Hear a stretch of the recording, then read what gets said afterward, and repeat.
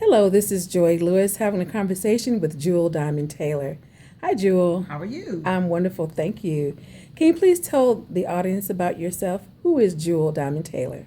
That's a good question. I am Jewel Diamond Taylor. I am known as the self esteem doctor as well as the encouragement whisperer. I love encouraging and empowering others. For many years now, I have been invited to speak for corporations, government agencies, churches, women's retreats, community based organizations. Retreats is one of my favorite things to do. But I have found that my major demographics are working with women of all ages, a quite diverse range of women, working women, wives, mothers, senior citizens, young women stepping into their careers, broken women, women who are trying to find their purpose, women who are starting a new season in their life after a tragedy or a loss or a divorce.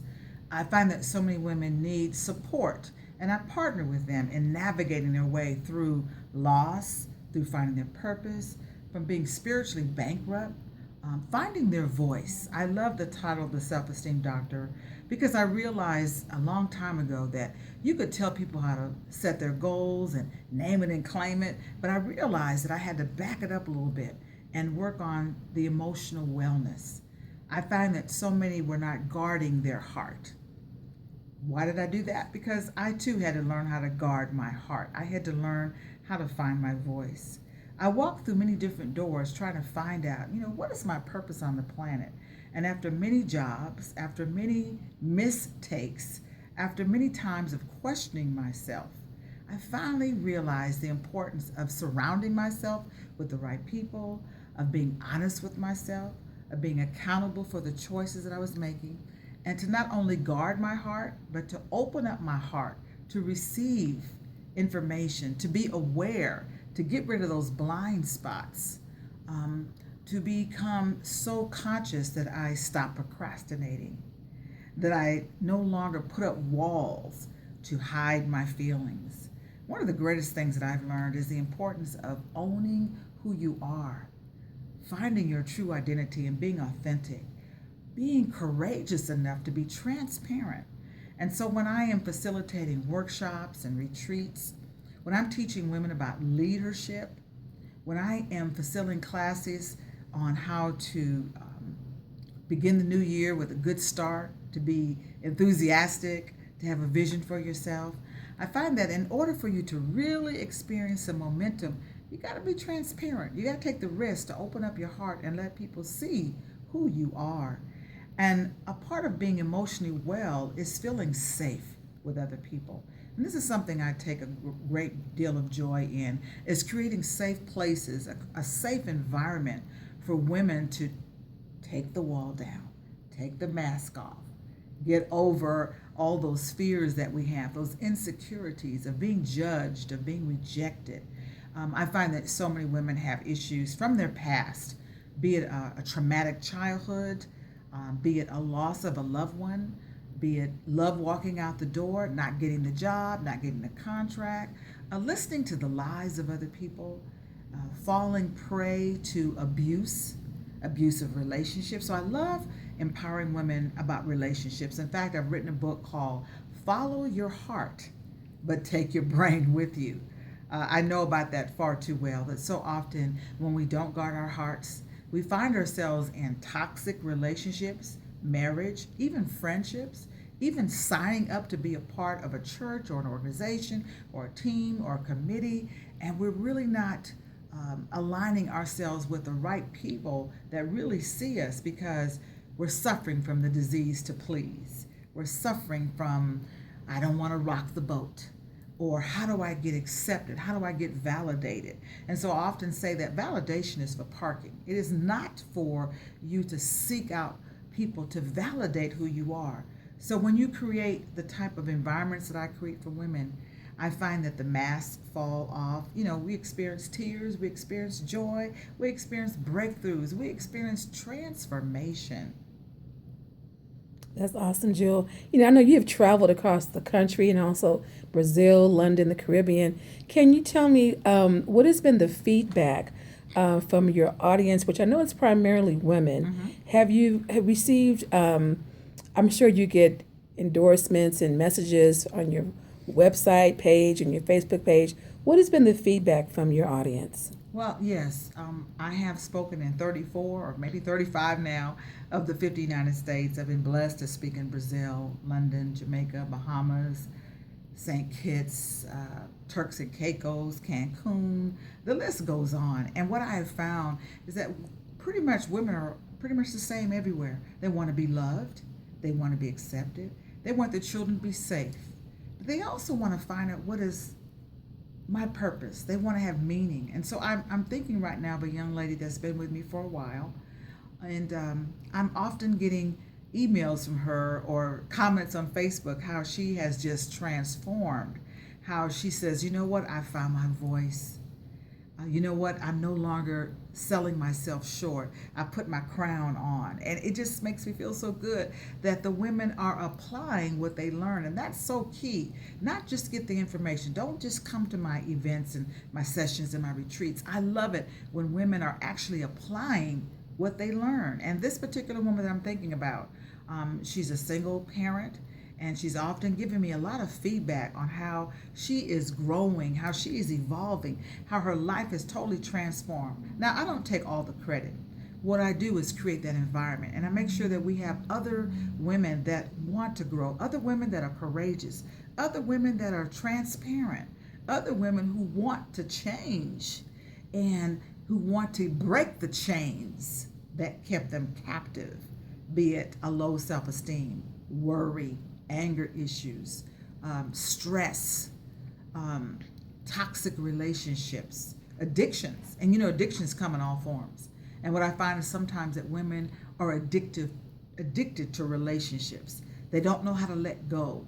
And it doesn't always have to be a man. Sometimes it's their parent or a sibling, a pastor, a leader, an organization, a job that is just not fulfilling them. And they are addicted to it. And you know what I've also found is that some women are even addicted to pain.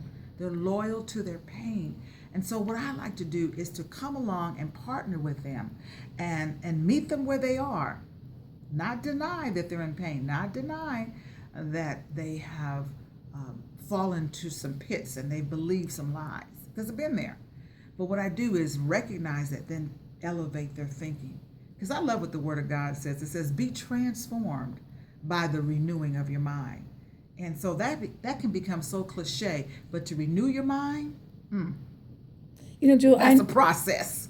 I know that you teach in many different venues. You do workshops, you do seminars, you do conferences, Yes. you speak in corporations and campuses, but you're also known as the retreat queen. And I think that's your favorite venue, your favorite platform. You're right. And I think it's because I have more time with the women.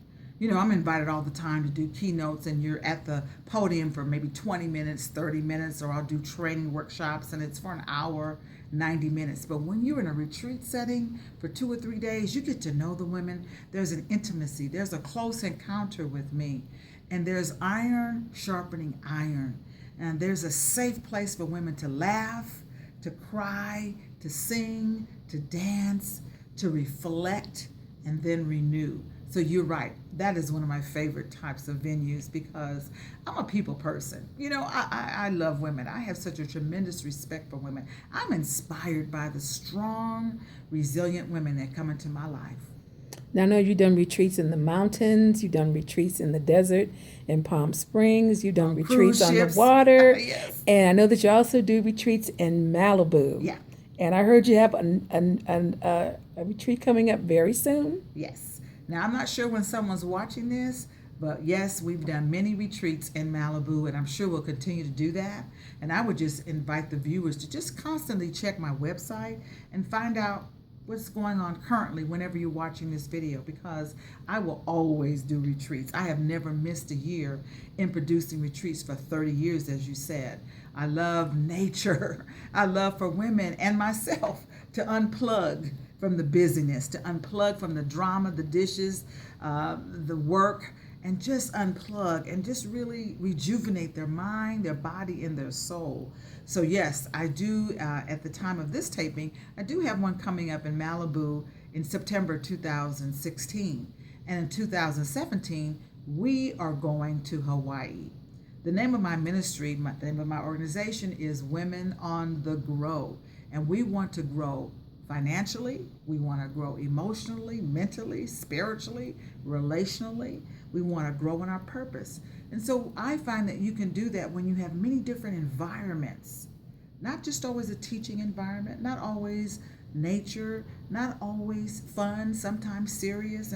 But I love, having fun too. I think that when you create an environment where women can just relax, it's much easier to impart wisdom. It's much easier to teach when the guard is down and you feel safe. So we do all types of events. I love it. I do lunches and dinners and retreats and training, and I also do one-on-one coaching. That's wonderful, Jewel. Yeah. Now, my next question for you is, what is the next level for Jewel Diamond Taylor? Where do you see yourself going? Ooh, that's a good question. For the longest, I've always seen myself on a broader stage, a larger stage. It's called television. Yeah, I'm ready for that. And I think the world is ready for Jewel Diamond Taylor. I think I'm ready for it because we're living in a time where there's more reality TV. We're living in a time where people want to talk. People want to share. People want to sit at the table. People want to have a change in their lives. People are realizing that they're not the only one. And I love it when people are reaching out for support. So I see myself on a larger stage. I see myself around the world teaching. Because of the internet, it has allowed our world to be smaller, and we realize that we are more alike than we are different. And people are hungry. People want their life to be richer and deeper and more meaningful. They want their life to be full of color. I can remember counseling and coaching with a young lady, and she was saying before she met me, before she started going to my events, her life was all in black and white.